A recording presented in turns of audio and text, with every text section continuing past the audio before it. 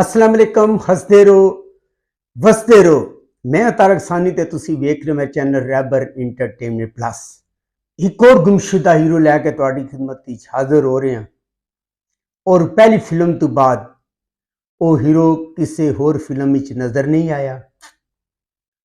उस फिल्म के अंदर फिल्म इंडस्ट्री के बड़े बड़े लोग सी, बड़े बड़े एक्टर ने उस फिल्म के अंदर काम किया सी और सब तो जिहड़ी वड्डी गल सी कि उस हीरो का जिहड़ा बाप सी, उहदा जिहड़ा प्यो सी, वो खुद भी एक बहुत बड़ा डायरैक्टर सी, प्रोड्यूसर सी, एक्टर सी, कॉमेडियन सी। यानी कि उहदा जिहड़ा प्यो सी उन्हें इंडस्ट्री नूं बहुत सारियां हिट फिल्मां दित्तियां, सुपर हिट फिल्मां दित्तियां। ये नहीं कि वो डायरैक्टर कोई मामूली सी, नामवर डायरैक्टर सी और इंडस्ट्री नूं बहुत सारी कामयाब फिल्मां दित्तियां। मसलन ठा फिल्म होगी, सुल्तान दी पहला वार वो फिल्म सी जिसके अंदर सुल्तान दी उस डायरैक्टर ने पैसे दे के सुनिया सी, पैसे दे के सुल्तान दी टिंड करवा दी सी और पूरी फिल्म के अंदर सुल्तान टिंड च रहा और पूरी फिल्म ने टिंड च की। उस बाद वड्डा खान, बागी सिपाही और इस तरह दियां बहुत सारिया फिल्मां उस डायरैक्टर ने फिल्म इंडस्ट्री नूं दित्तियां। पर जदों उसने अपने पुत्र नूं फिल्म विच लैण दा फैसला किया ते वो पुत्र कौन सी, वो डायरैक्टर कौन सी और ऐसे हीरो के बारे तुहानूं दसां कि जिसकी मौत जवानी के अंदर ही वाकिया हो गई और उस फिल्म की कास्ट कौन सी, इस दे बारे तुहानूं मुकम्मल मालूमात दसांगे। सब तो पहले उस डायरैक्टर का नाम तुहानूं दसते हैं कि वो डायरैक्टर कौन सी। वो डायरैक्टर सी दिलजीत मिर्जा। दिलजीत मिर्जा वो डायरैक्टर सी जिसने इंडस्ट्री नूं बहुत सारी जमीन दी दूर पावरोला बन के भी उड़े बहुत सारिया हिट फिल्मां दित्तियां सन। बहुत सारी फिल्मां च उन्हें कॉमेडी के तौर पर काम किया सी और बहुत सारी फिल्मां उन्हें प्रोड्यूस कीतियां, बहुत सारी फिल्मां उन्हें बतौर हिदायतकार बनाइयां और बड़ी बड़ी हिट इंडस्ट्री ने फिल्मां दित्तियां। पर जदों अपने पुत्र नूं फिल्म च लैके आया तो वो फिल्म नाकाम हुई। 20 जनवरी 1993 च फिल्म रिलीज हुई सी।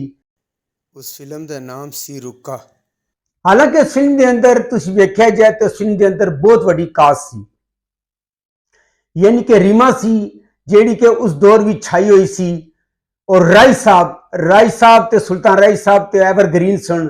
सुल्तान राय साहब के बगैर कोई फिल्म मुकम्मल नहीं हो सकती सी और सुल्तान राय का नाम कामयाबी की जमानत समझा गया सी। इस वास्ते हिदायतकार दिलजीत मिर्जा ने अपने पुत्र तो मुतारफ कराने वास्ते सुल्तान राय का सहारा लिता।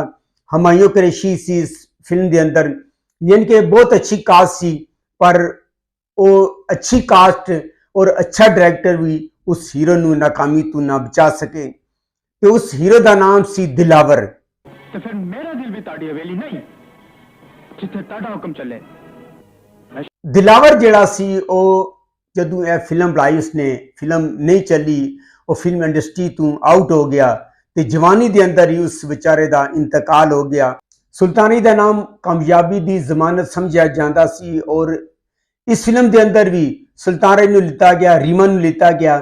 पर इतनी बड़ी कास्ट जिहड़ी इन्नी बड़ी कास्ट सी वो इस फिल्म नूं नाकामी तो नहीं बचा सकी। हालांकि फिल्म की कहानी बहुत अच्छी सी, यानी कि उस दौर जी रूटीन दियां फिल्मां सन उस टाइम जी चल रही सन कि एक हीरो होंदा है, एक हीरोइन होंदी है।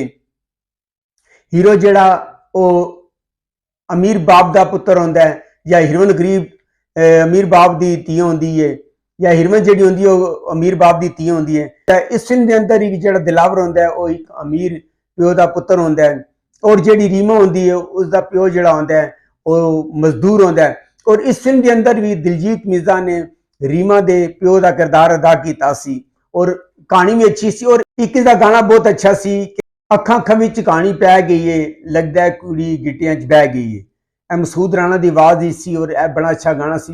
इस तरह फिल्म की कहानी भी बड़ी अच्छी सी। दिलावर के पीछे बहुत वड्डी टीम सी, यानी कि उसका प्यो फिल्म का मशहूर डायरैक्टर सी, बहुत सारी हिट फिल्मां सन।